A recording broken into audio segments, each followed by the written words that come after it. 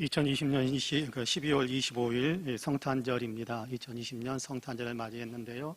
성탄의 은혜가 예배하시는 우리 사랑하는 모든 성도들에게 풍성히 임하고 온 누리의 성탄의 축복이 넘쳐나기를 간절히 소망합니다. 이제 우리 함께 성탄 감사 예배 하나님께 드리겠습니다. 조용한 기도 드리겠습니다.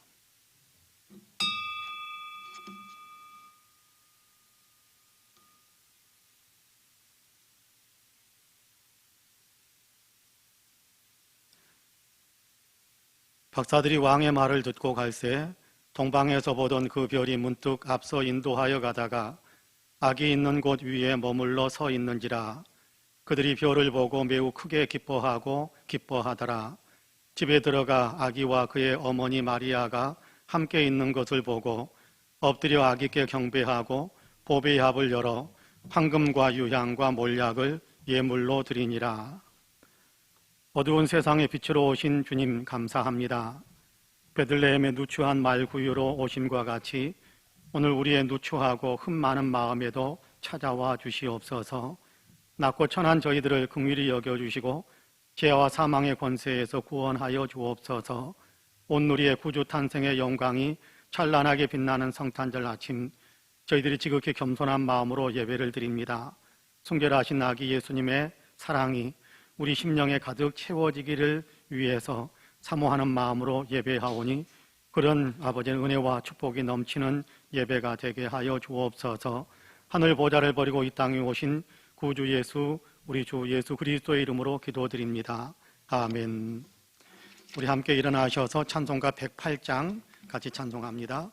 찬송가 108장입니다.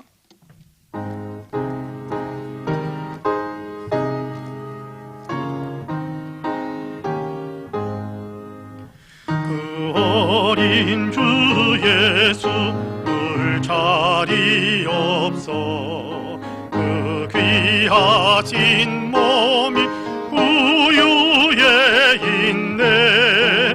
저 하늘 별들이 반짝이는데 그 어린 주 예수 골 위에 자네. 육축 소리에 아기 잠깨나 그 순하신 예수 으시지 않네. 그 귀한 예수를 나 사랑하니 새날이 밝도록 함께 하소서. 그 예수 내 곁에 가까이 계셔 그 한없는 사랑을 베푸시고 온 세상 아기들 다 품어주사 주 품 안에 안겨 살게 하소서. 아멘. 성시교독은 교독문 119번입니다. 교독문 119번입니다.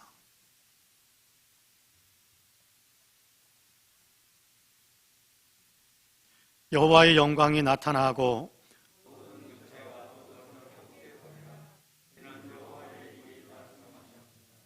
베들레헴 에브라다야, 너는 유대 족속 중에 작을지라도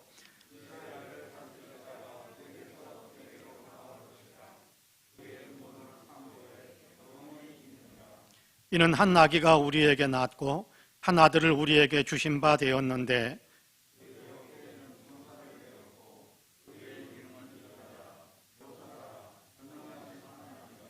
영존하시는 아버지라 평강의 왕이라 할 것임이라. 또 다윗의 왕자와 그의 나라에 군림하여 그 나라를 굳게 세우고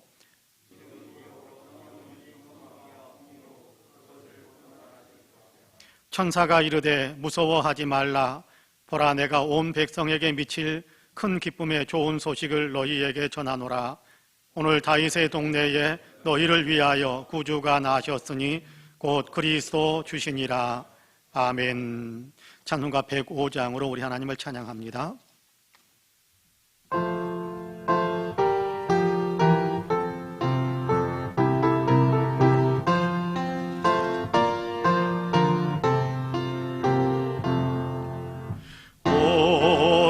오랫동안 기다리던 주님 강림하셔서 죄에 매인 백성들을 자유 얻게 하시네. 주는 우리 소망이요 힘과 위로 되시니 오래 기다린 백성 많은 복을 받겠네. 모든 백성 구하려고 임금으로 오시니 영원토록 우리들을 신이 다스리시네.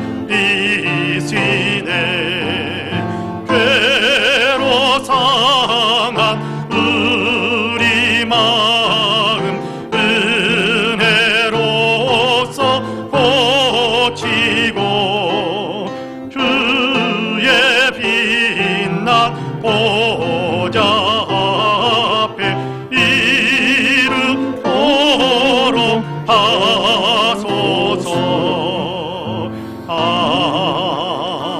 아멘. 다 함께 자리에 앉으시기를 바랍니다. 예배를 위해서 이남복 장로님께서 기도하시겠습니다. 사랑과 은혜가 충만하신 아버지 하나님, 이 땅에 평화와 구원의 주로 오신 성탄의 아침에 감사와 찬양의 예배를 드리게 하심에 감사드립니다. 어려운 여건으로 많이 모이지 못하고 그리고 각자의 처소에서 마음과 뜻과 정성을 모아 드리는 예배를 삼위일체 하나님께서 영광과 찬양을 홀로 받으옵소서. 우리의 죄를 사하시며 사랑과 구원의 은총을 베푸시기 위하여 높고 높은 하늘 보좌를 버리시고 베들레헴 누추한 마구간에 오신 주님, 주님은 이렇게 낮은 데로 오시어 우리를 위한 사랑을 시작하셨습니다.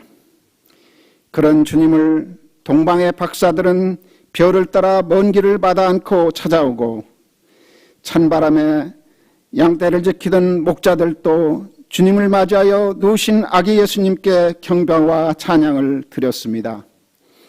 이런 경배와 찬양이 오늘 우리의 경배와 찬양이 되게 하여 주시옵소서. 주님이 낮고 천한 곳에 오심은 바로 저희에게 다가오심이요 사랑을 베푸심입니다. 이 땅에 주님이 오심을 천사들도 지극히 높은 곳에서는 하나님께 영광이요 땅에서는 하나님이 기뻐하심을 입은 사람들 중에 평화로다고 찬양함과 같이 이런 찬양이 우리의 찬양이 되며 이 땅에 평화와 사랑이 충만하여 구원의 복음이 땅끝까지 전파되기를 원합니다. 주님, 코로나로 인하여 우리와 세계가 어려움을 겪고 있습니다. 어서 속히 이 재난으로부터 벗어나 일상이 회복되도록 도와주시옵소서. 모든 사람이 건강을 지키기 위하여 방역에 최선을 다하고 백신과 치료제가 어서 속히 개발되고 이용되고 건강이 회복되도록 역사하여 주시옵소서. 이를 위하여 수고하고 헌신하는 의료인들과 봉사의 손길에 은혜를 베푸소서. 교회가 코로나로 인하여 예배의 어려움이 너무나도 많습니다. 주님 어서 속히 공예배가 회복되어 마음껏 기도와 찬양과 예배와 봉사가 회복되기를 위하여 우리 주님께서 도와주시옵소서. 이런 어려운 가운데도 각자의 처소에서 예배드리는 성도님들의 믿음을 더욱 귀히 여기시며 지켜주시고 우리의 기도가 상달되어 응답하여 이루어지도록 도와주시옵소서.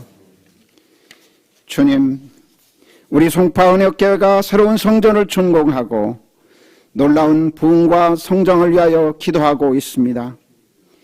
이를 위한 모든 성도님의 기도와 사랑과 헌신이 보이고 더하여 주님이 예정하시는 아름다운 교회로 나가기를 바랍니다.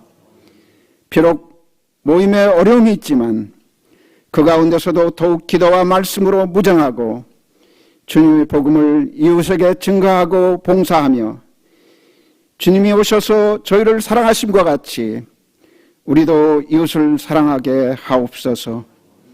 이웃에서 소외되고 힘들어 어려움에 있는 형제와 자매들을 찾아 함께하는 길에 나아가도록 힘과 능력을 주옵소서. 그래야 다가오는 새해는 주님의 큰 사랑과 능력이 저희를 통하여 이 땅에 크게 나타나게 도와주시옵소서. 오늘 말씀을 전하실 박재희 담임 목사님에게 성령의 권능으로 함께 하시어 귀한 말씀을 선포하게 하시며 우리 모두 말씀으로 은혜 받고 그 말씀을 통하여 세임과 능력을 받게 하옵소서. 목사님 더욱 영육간의 강건함과 함께 또 목회를 도우시는 윤영민 부목사님에게도 한 가지 은혜로 함께하여 주시옵소서. 이 예배의 모든 순서를 주님께 의탁하며 평화와 구원의 주로 오신 아기 예수 그리스도 이름으로 기도하옵나이다. 아멘.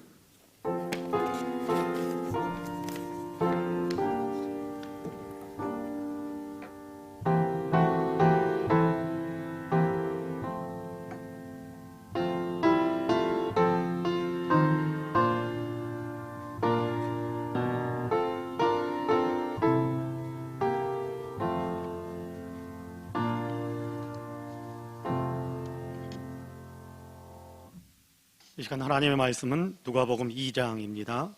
누가복음 2장 1절에서 14절까지의 말씀입니다.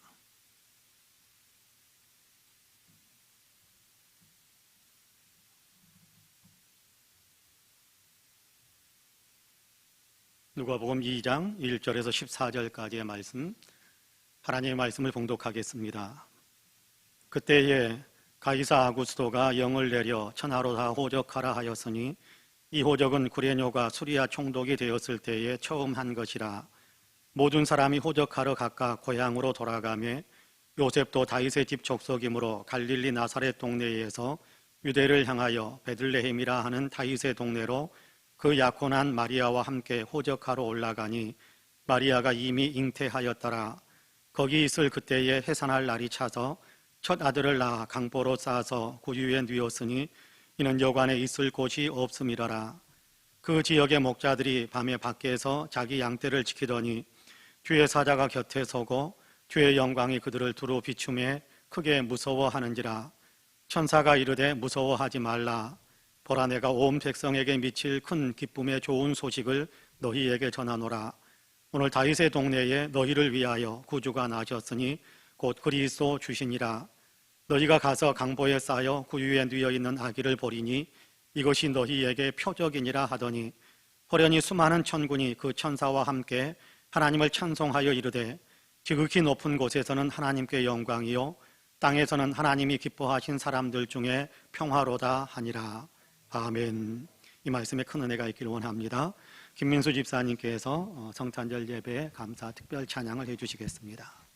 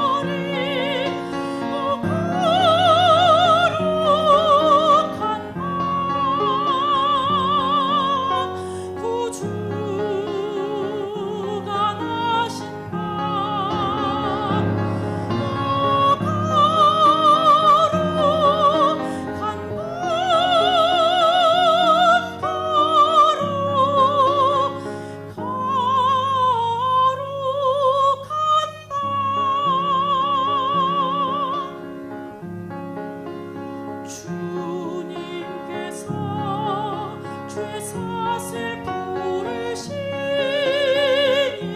감사 찬송 함께 부르세.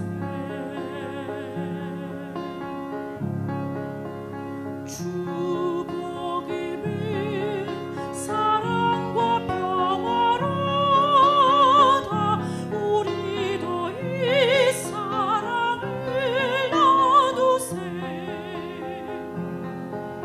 영광의 찬송 함께 부르면서 거룩한 주의 이름 높이세. 담대하라 천사의 기쁜 소리. 오 거룩한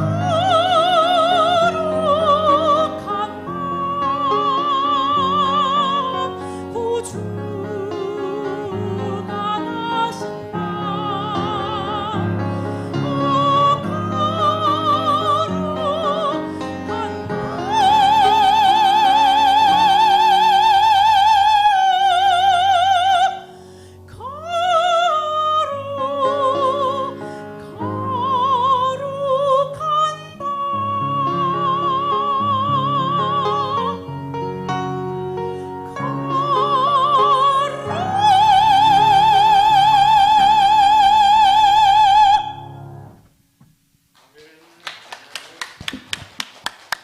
귀한 찬양해 주셔서 너무너무 감사합니다. 감사합니다. 찬양이 우리의 마음에 주 예수 그리스도의 탄생을 감사하고 축하하고 또 우리의 마음에 사모하는 마음을 더 뜨겁게 만들어주는 것 같습니다. 진심으로 감사를 드립니다. 할렐루야. 인사 한번 할까요? 메리 크리스마스 인사 한번 합시다. 메리 크리스마스. 네, 메리 크리스마스. 그렇습니다. 정말 행복하고 기쁘고 축복이 넘치는 그런 성탄절 아침입니다. 우리를 구원하기 위해서 예수님께서 세상에 오신 것을 감사하면서 영광을 올려드리는 거룩한 날인데요. 바라기는 성탄의 큰 은혜가 저와 여러분 우리 모두에게 풍성하게 임하시기를 주님의 이름으로 간절히 축복합니다. 빛이신 주님께서 세상에 오셨습니다. 어두운 이 땅에 흑암 가운데 있는 이 역사, 그리고 험한 질병 때문에 고통을 당하고 있는 이 역사 위에 생명의 빛을 찬란하게 비춰주셔서 생명력이 모든 사람들에게 다시금 약동하게 회복되어지는 귀한 역사가 있기를 다시 한번 주님의 이름으로 간절히 축복합니다. 온 세계를 향해 계속해서 이 성탄의 기쁜 소식이 더 퍼져가고, 그래서 온 세계의 모든 사람들이 예수 그리스도를 통해서 구원의 은혜에 참여하게 되는 놀라운 역사가 더 풍성하게 이루어지기를 주님의 이름으로 다시 한번 간절히 축복합니다. 아멘. 지난 주일에 우리는 가브리엘 천사가 갈릴리 나사렛 동네에 사는 처녀 마리아를 찾아왔었다라는 말씀을 함께 나누었었습니다. 천사는 마리아가 아들을 낳게 될 것이다 라는 얘기를 들려주었는데, 마리아는 자기는 결혼도 하지 않은 처녀이고 한 번도 남자를 가까이 하지 않은 사람인데 어떻게 그런 일이 있을 수 있겠느냐며 난색을 표하자 천사는 하나님의 능력으로 성령의 권능으로 되어지는 것이다 라고 알려줍니다. 하나님께서 함께 하셔서 마리아가 아들을 낳게 될 것이다 라는 사실을 알려주는 거지요. 이에 마리아는 하나님을 믿고 하나님께 순종하겠다면서 하나님의 말씀대로 내게 이루어지기를 원합니다 라고 대답을 합니다. 처녀 마리아가 잉태를 하게 되었습니다. 그런데 이 일은 하나님께서 이사야 선지자를 통해서 예언하신 것을 이루는 일이었습니다. 이사야 7장 14절을 보면 보라, 처녀가 잉태하여 아들을 낳을 것이요 그 이름은 임마누엘이라 하리라 라고 예수 탄생 600년 전에 이미 말씀해 주셨던 내용입니다. 바로 이 일이 이루어진 것입니다.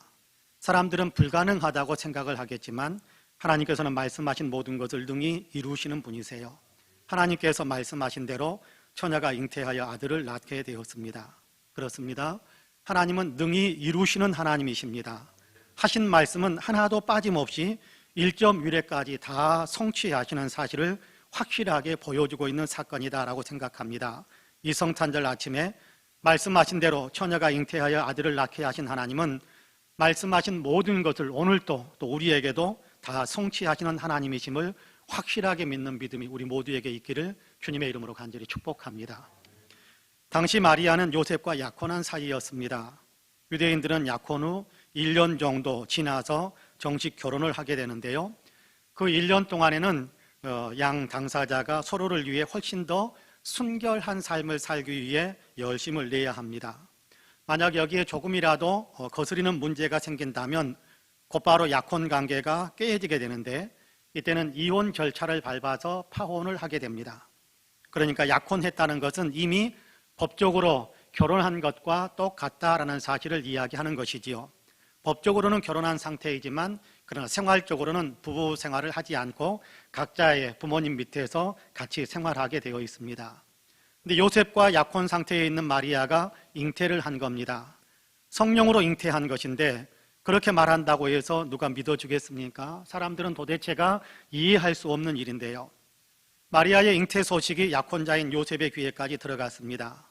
요셉이 아마 많이 고민이 되고 많이 이렇게 마음적으로 힘들었을 것입니다. 그럼에도 그는 생각을 깊이 했던 사람인 것 같아요. 그래서 내린 결론이 그래도 마리아에게 피해를 입히지 않기 위해 조용히 파혼 절차를 밟아가야겠다라고 생각한 겁니다. 좋은 사람인 겁니다. 소란을 일으키고 난동을 부리고 시끄럽게 문제를 만들 수도 있었을 텐데 그렇게 하지 않고 조용히 일을 정리하고자 하는 마음, 상대방에게 상처를 덜 입히기 위해서 배려하는 그 자체가 선한 마음인 겁니다. 우리도 본받아야 할 마음이 아닐까라는 생각을 합니다. 나의 이해를 떠나서 먼저 옆에 있는 사람에게 또 당사자에게 다른 사람에게 피해를 입히지 않으려고 하는 선한 마음, 이 마음이 우리에게도 있어야 할 줄로 믿습니다. 요셉이 이렇게 마리아와의 관계를 정리하려고 할 때 천사가 꿈을 통해서 요셉을 찾아왔습니다. 그리고 마리아에게 이루어진 일들에 대해서 설명을 해주지요. 다윗의 자손 요셉아, 내 아내 마리아 데려오기를 무서워하지 말라. 그에게 잉태된 자는 성령으로 된 것이라. 아들을 낳으리니 이름을 예수라 하라. 이는 그가 자기 백성을 그들의 죄에서 구원할 자이심이라 라고 알려주는 겁니다. 천사의 말을 들은 요셉은 두말하지 않고 마리아를 아내로 데려왔습니다. 하지만 부부의 삶을 시작한 것은 아니었습니다. 여전히 약혼 상태의 생활을 하고 있는 겁니다. 그렇게 시간이 조금씩 흘러가는데 유대인들에게 갑작스러운 호적 신고 명령이 선포되었습니다. 당시 유대 땅은 로마 식민 통치를 받고 있었는데요. 로마 황제가 로마의 통치를 받는 모든 지방 사람들에게 다 호적 신고를 하라라고 명령을 내린 것입니다. 그것도 자기 고향으로 가서 호적 신고를 하라라고 합니다. 요셉은 다윗의 후손입니다. 다윗의 동네인 베들레헴이 고향인 거지요. 갈릴리 나사렛에서 유대 땅 베들레헴까지는 최소 110km 정도를 걸어가야 되는 그런 먼 거리에 있는 지역입니다. 걸어서 가려면 몇 날 며칠을 가야 하는 거리이지요. 더욱이 마리아는 임신한 상태입니다. 서서히 배가 불러와서 이제 해산날을 준비해야 하는 상황입니다. 그런데 110km나 되는 먼 거리를 이동해야 할 형편이 된 것입니다. 안 갈 수가 없어요. 황제의 명령이니까요. 그래서 부득불 무거운 몸을 이끌고 그 먼 길을 이동하게 됩니다. 그럼 본문 4절에서 7절까지의 말씀을 같이 한번 읽어볼까요? 4절에서 7절까지 말씀 같이 읽어봅니다. 요셉도 다윗의 집 족속이므로 갈릴리 나사렛 동네에서 유대를 향하여 베들레헴이라 하는 다윗의 동네로 그 약혼한 마리아와 함께 호적하러 올라가니 마리아가 이미 잉태하였더라. 거기 있을 그때에 해산할 날이 차서 첫 아들을 낳아 강보로 싸서 구유에 뉘었으니 이는 여관에 있을 곳이 없음이러라. 할렐루야. 5절에서 그 약혼한 마리아와 함께라고 말씀하지요. 요셉과 마리아는 아직 약혼한 사이, 그 선을 지키고 있는 사이다, 그런 얘기입니다. 유대인들의 약혼은 법적으로는 결혼한 상태에 준하지만 생활적으로는 부부 생활을 하지 않는 그런 관계다라고 말씀을 드렸었는데요. 요셉과 마리아가 바로 그렇다라는 것입니다. 호적 신고를 하기 위해 두 사람이 함께 갈릴리 나사렛에서 유대 땅 베들레헴까지 이동해 왔습니다. 그리고 그 동네 베들레헴에서 첫 아들을 낳았습니다.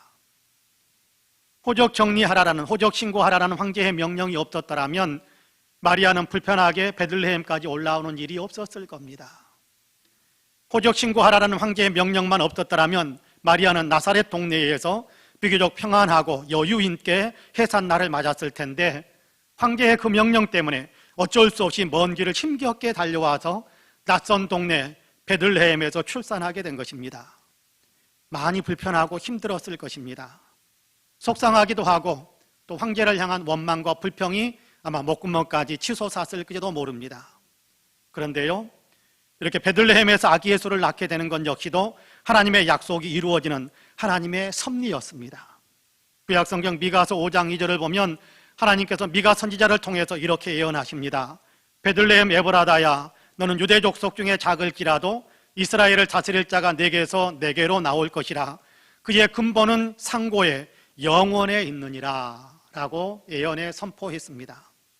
베들레헴에서 이스라엘을 다스릴 왕이 태어나게 될 것이다 라고 이야기하는 겁니다. 이스라엘 하나님의 백성의 왕국입니다마는 조금 더 넓힌다면 하나님 나라를 상징하는 나타내는 그런 명칭이다라고 생각해도 됩니다. 그곳 베들레헴에서 이스라엘의 왕, 베들레헴에서 왕이 나게 하겠다라고 하는 겁니다. 유대인들은 이 말씀이 메시아를 가리키는 말씀이다라고 믿고 있었습니다. 그러므로 동방 박사들이 헤롯 왕을 찾아왔을 때 유대인이 왕이 어디서 나겠느냐라고 묻는 헤롯 왕에게 백성의 서기관들이 성경 말씀을 이렇게 인용해서 대면서 이렇게 대답을 합니다. 이르되 유대 베들레헴이오니 이는 선지자로 이렇게 기록된 바 또 유대 땅 베들레헴아 너는 유대 고을 중에서 가장 작지 아니하도다. 내게서 한 다스리는 자가 나와서 내 백성 이스라엘의 목자가 되리라 하였음이니이다. 미가 선지자의 말씀을 인용해서 베들레헴에서 유대인의 왕이 태어날 것이다. 베들레헴에서 메시아가 태어날 것입니다 라고 대답해 준 것입니다. 메시아는 베들레헴에서 태어나야 합니다. 하나님께서 그렇게 말씀하셨기 때문입니다. 예수님이 베들레헴에서 태어나기 위해서는 마리아가 나사렛에 머물러 있어서는 안 됩니다. 마리아가 베들레헴으로 올라가야만 했습니다. 몸이 무거운 마리아가 거동하기 싫었을 텐데 어떻게 마리아가 베들레헴으로 올라갈 수 있게 될까요? 하나님께서 로마 황제를 사용하신 겁니다. 유대 땅에 호적 신고 명령을 내리고 싶은 그 마음을 황제의 마음에 심어준 것입니다. 아우구스투스 황제는 다만 자기 이익을 위해 어떻게 하면 세금을 더 한 사람도 빠뜨리지 않고 모든 사람들에게 세금을 징수할 수 있을까라는 그런 욕심에 호적 신고를 하라고 한 것이겠습니다만, 그러나 그 배후에 하나님의 계획이 있었던 것입니다. 하나님께서 정하신 때에 하나님이 정하신 곳 베들레헴에서 메시아가 약속의 성취로 탄생하게 해야 하는 하나님의 섭리의 역사가 그 배후에 있었던 것입니다. 이 일을 이루기 위해 황제로 하여금 호적 신고 명령을 내리게 만든 것입니다. 하나님께서. 그래서 마리아는 요셉과 함께 베들레헴으로 올라가야 했고 그곳 베들레헴에서 아들을 낳게 되었습니다. 하나님의 말씀대로 그리스도가, 하나님의 말씀대로 메시아가, 하나님의 말씀대로 예수님이 베들레헴에서 태어나신 것입니다. 여기서 우리는 누가 진정한 역사의 주인인가를 알 수 있게 됩니다. 힘 있는 황제가 역사를 이끌어가는 것처럼 보일지 모르지만, 그러나 역사는 하나님이 주관하신다라는 사실을 우리는 분명하게 볼 수 있게 됩니다. 황제라고 할지라도 하나님께서 맡기신 역할을 감당하는 사람일 뿐임을 우리는 알 수 있게 됩니다. 그렇습니다. 역사는 하나님이 주관하십니다. 역사는 하나님께 달려 있습니다. 역사를 시작하신 분도 하나님이시고 역사의 종지부를 찍으실 분도 하나님이시고 나아가 역사의 과정 속에서 일어나는 모든 일들에 대한 주권도 하나님께 있다라는 사실을 우리는 분명히 알아야 합니다. 잠언 19장 21절에서는 이렇게 말씀하지요. 사람의 마음에는 많은 계획이 있어도 오직 여호와의 뜻만이 완전히 서리라 라고 말씀합니다. 그렇습니다. 사람의 계획이 많이 있다고 할지라도, 사람이 꿈꾸는 일들이 많이 있다고 할지라도, 그러나 그대로 이루어지는 것이 아니라 하나님께서 세우신 일, 하나님께서 뜻하신 일들만이 성취되고 이루어진다라고 이야기하는 겁니다. 예수님을 보내신 하나님의 뜻이 무엇입니까? 우리에게 영생을 주는 것입니다. 영원한 생명을 주는 것이지요. 천국 생명이요, 이 땅에서도 하나님과 더불어 살아가는 것입니다. 임마누엘, 그렇습니다. 하나님이 우리와 함께 하시는 삶을 살게 하시는 것입니다. 하나님이 우리와 함께 하신다면 우리는 주눅들 필요가 없습니다.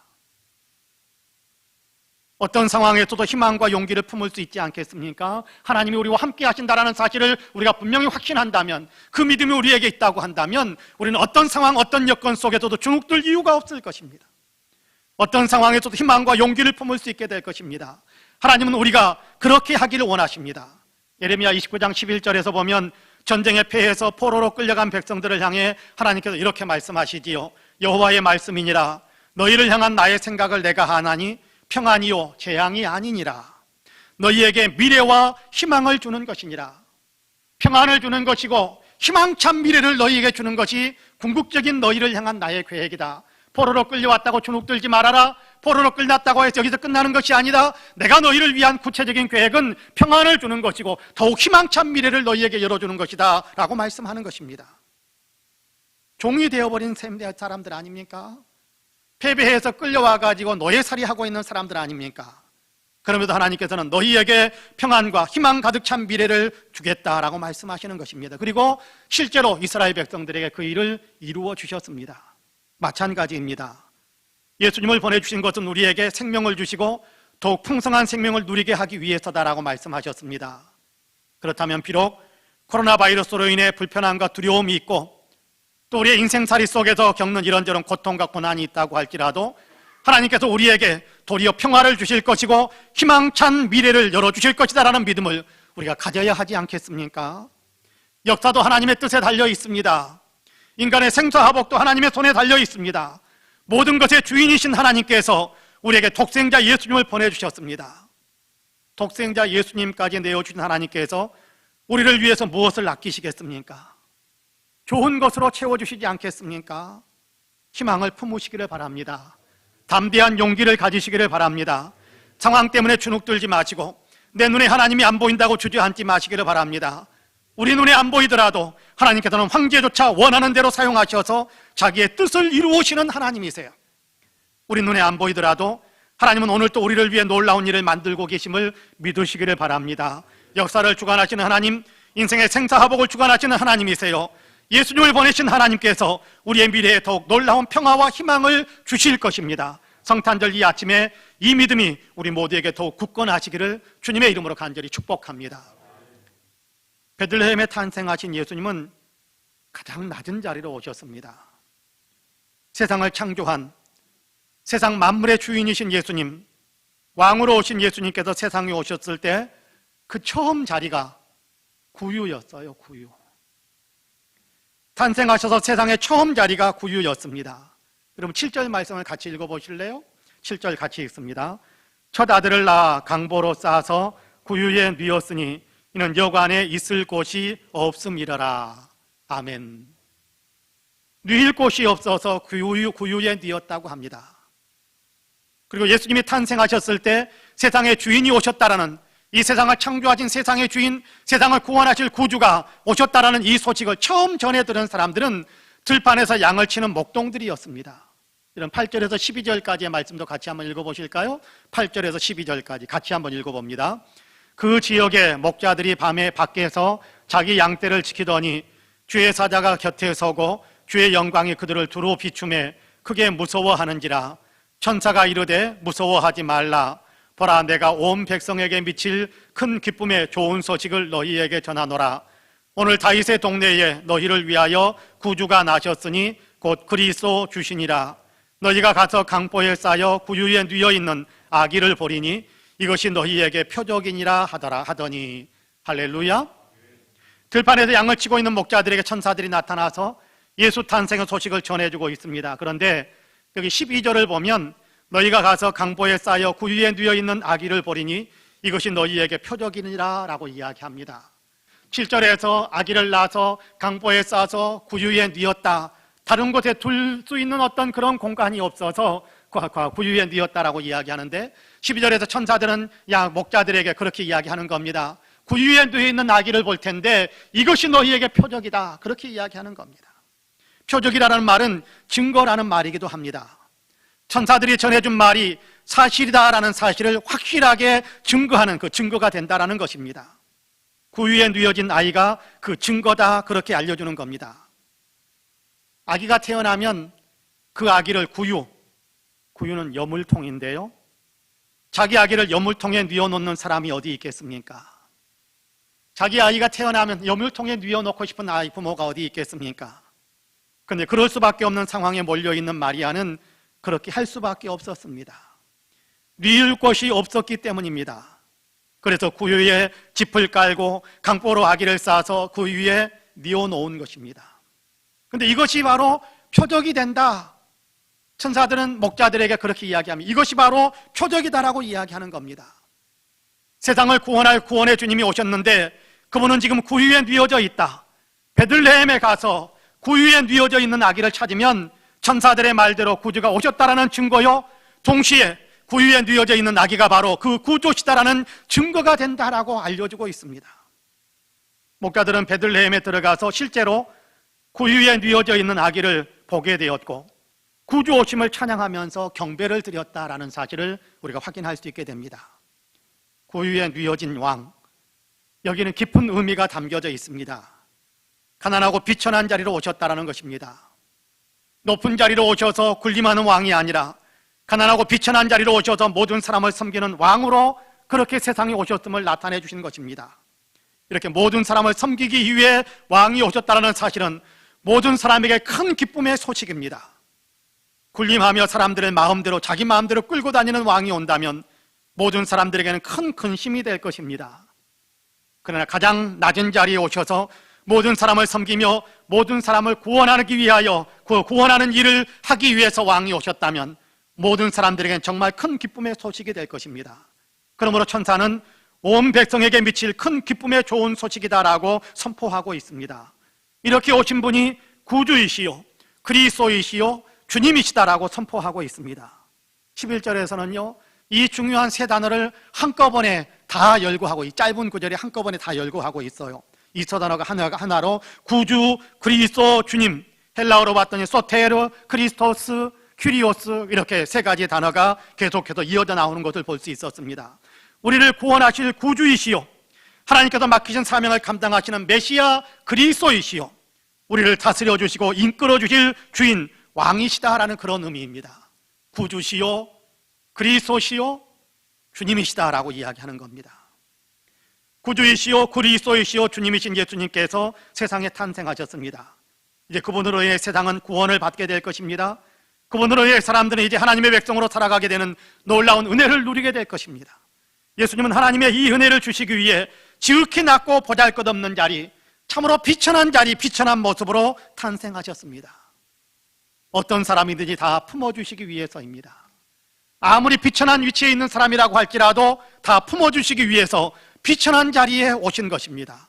아무리 추하고 죄가 많은 사람이라고 할지라도 다 구원하시기 위해서 그렇게 하신 것입니다. 그렇습니다. 못난 사람도 주님은 구원하십니다. 못 가진 사람도 주님은 구원하십니다. 형편없이 비참한 처지에 놓여 있더라도 주님은 구원하십니다.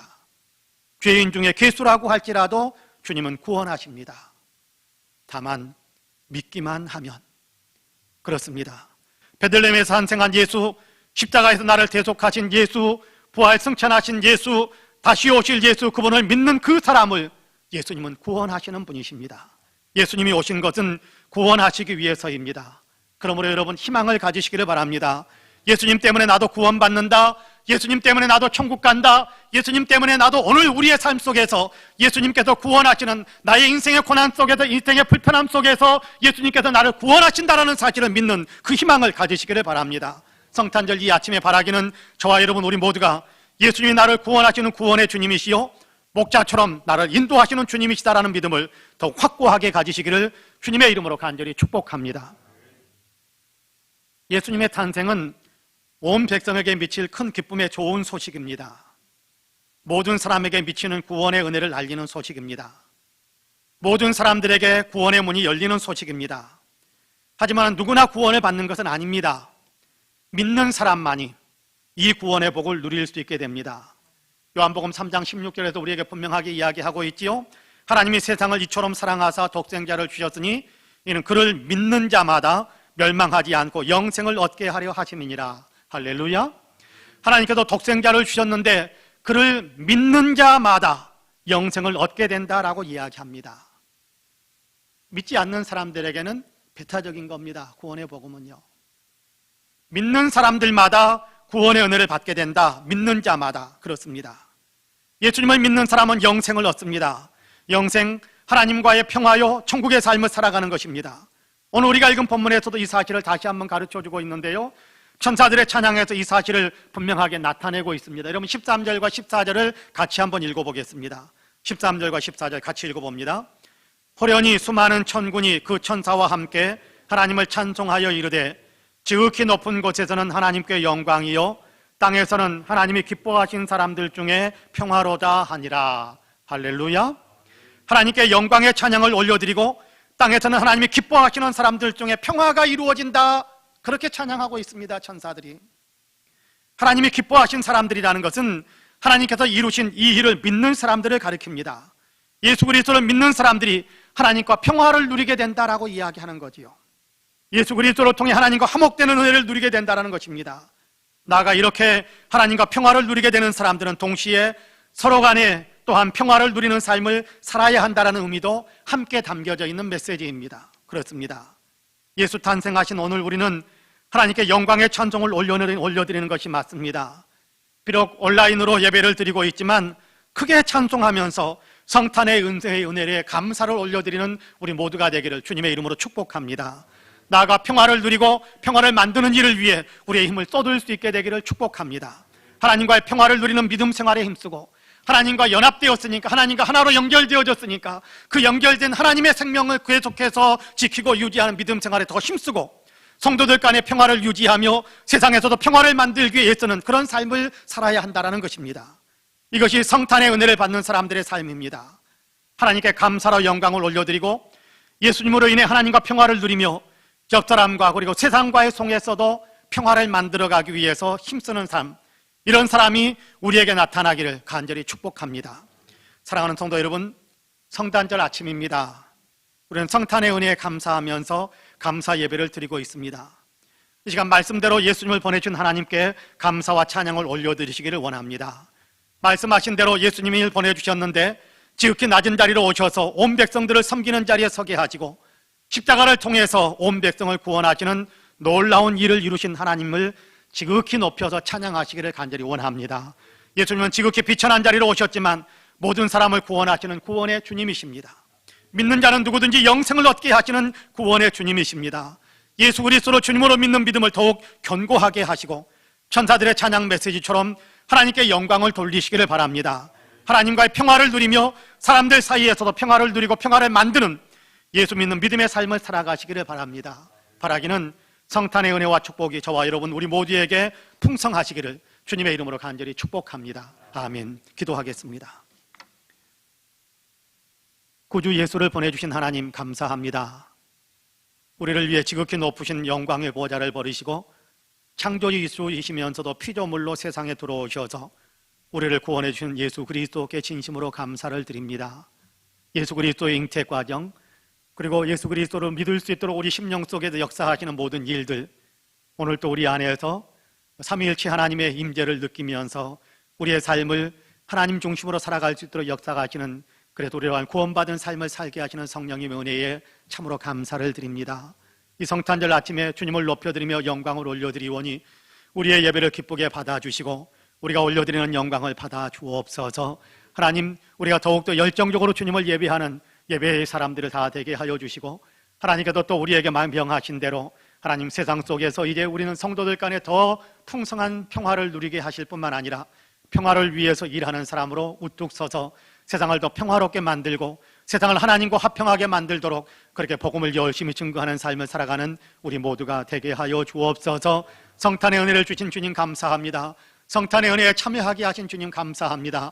이 성탄의 은혜가 우리에게 더 넘쳐나기를 소망하며 예수님의 이름으로 기도하옵나이다. 아멘. 앉으신 자리에서 찬송가 121장 같이 찬송합니다.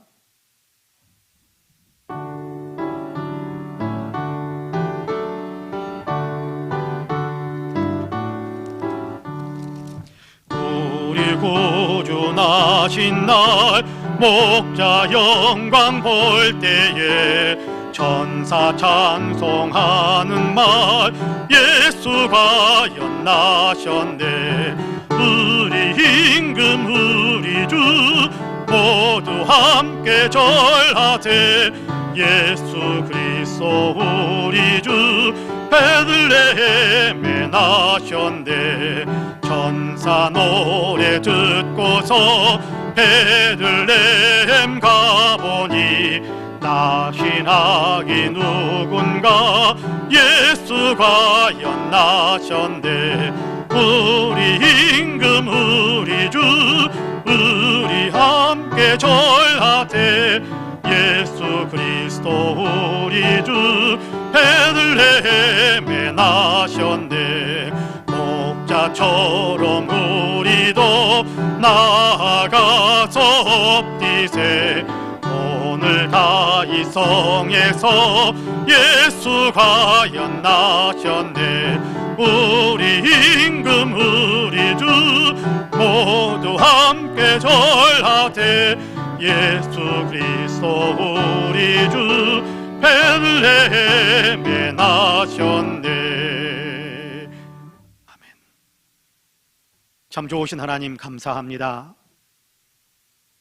여러 가지 예배드리는데 어렵고 힘든 여건들이 있지만 그럼에도 불구하고 예배당에 나와서 예배하게 하시고 있는 초소에서 마음의 문을 활짝 열고 하나님께 예배드리며 성탄의 은혜에 감사하고 또 성탄의 은혜를 받은 우리가 주님의 뜻대로 살겠노라고 믿음의 결단들을 새롭게 하게 하심을 참으로 감사합니다. 그 은혜가 너무나도 감사하여서 주님, 이 성탄의 은혜가 너무나도 감사하여서 이 시간 저희들의 마음을 모아 성탄 감사의 예물을 하나님 앞에 올려드립니다. 이 예물을 향기롭게 흠양하여 주옵시고 하나님께도 권능으로 친히 붙드시고 사용하셔서 예수 그리스도의 구원의 소식이 땅끝까지 증거되어지는데 아름답게 쓰임받게 하여 주옵소서. 예수 그리스도의 복음이 사람들에게 증거되어지고 사람들이 살아나는 놀라운 열매들이 나타나는 귀한 역사들이 있게 하여 주옵소서. 지극히 낮은 곳에 오셔서 모든 사람들을 섬기신 그 예수님의 그 아름다운 사역에 하나님 함께 쓰임받는 귀한 예물이 될 수 있도록 주님께도 축복하여 주옵소서. 예물을 드리면서 감사를 드리고 예물을 드리면서 성탄을 축하하면서 하나님께 영광을 올려드리는 우리 사랑하는 모든 성도들도 일일이 기억하여 주시고 품어주시고 은혜의 은혜를 더하여 주시기를 간절히 원합니다. 내면 속에 아기 예수의 탄생의 임재가 더 풍성해지게 하여 주시어서 무엇보다도 마음속에 위로가 넘치며 아버지 하나님 평안이 넘치고 하나님 소망이 넘치고 담대함과 믿음의 굳건함이 형성되어지는 귀한 역사가 있도록 주님 도와주옵소서. 예수님을 모신 사람들이 되었사오니 이제 아버지 하나님 생활 속에서 예수님을 나타내면서 살아가는 귀한 삶을 살아가기에 조금도 모자라지 않도록 이 시간 성령께서 강하게 역사하여 주시고 우리 주님께서 친히 보여주신 아름다운 삶의 법을 굳게 따라갈 수 있는 제자다움의 삶을 힘차게 살아갈 수 있도록 역사해 주옵소서. 감사와 영광을 올려드리며 예수님의 이름으로 기도하옵나이다. 아멘.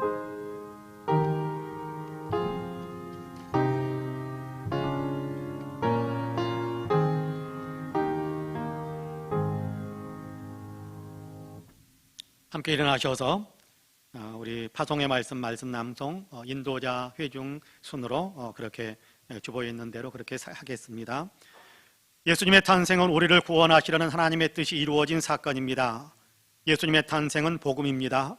그러므로 이 소식을 아는 사람은 누구나 이 일을 이루신 하나님을 찬양하고 또한 모르는 사람에게 예수님 탄생 소식을 전해야 합니다. 오늘 다윗의 동네에 너희를 위하여 구주가 나셨으니 곧 그리스도 주시니라. 너희가 가서 강보에 쌓여 구유에 뉘어있는 아기를 보리니 이것이 너희에게 표적이니라 하더니 호련히 수많은 천군이 그 천사와 함께 하나님을 찬송하여 이르되 지극히 높은 곳에서는 하나님 영광이요 땅에서는 하나님이 기뻐하신 사람들 중에 평화로다. 아멘. 옆에 분들과 인사 한번 합시다. 하나님, 당신을 위해서 예수님이 탄생하셨습니다. 인사 한번 할까요? 당신을 위하여 예수님이 탄생하셨습니다. 한 번 더 합시다. 우리를 위하여 예수님이 탄생하셨습니다. 한 번 더 할까요? 우리를 위하여 예수님이 탄생하셨습니다. 감사합니다. 우리 115장 같이 찬송으로 하나님께 영광을 올려드리겠습니다.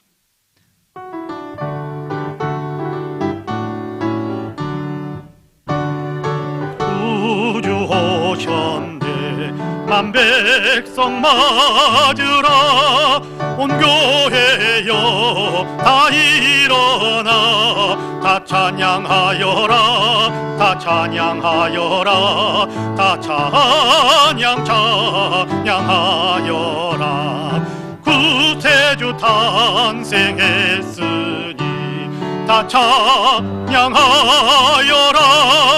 이 세상에 만물들아 다 와다 화답하여라 다 화답하여라 다 화답하여라 온 세상 죄를 사려 주 예수 오셨네 죄와 슬픔 몰아내고 다 구원하시네 다 구원하시네 다 구원하시네 은혜와 진리 되신 주 다 주관하시니 만국 백성 구주 앞에 다 경배하여라 다 경배하여라 다 경배하여라 아멘.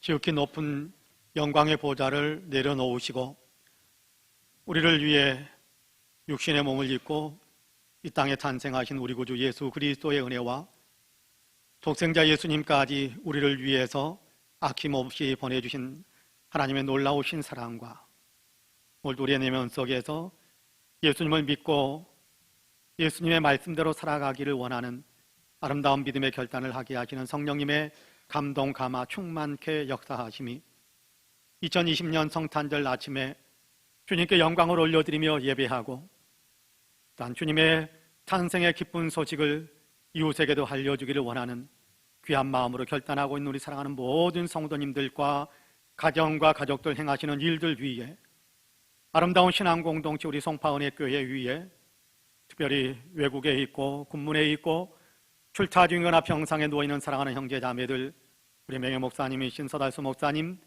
이 나라 이민족 아직도 고통 가운데 코로나 때문에 근심하고 있는 사랑하는 형제 자매들 위에 이제로부터 영원토록 함께 하시기를 간절히 축원하옵나이다. 아멘.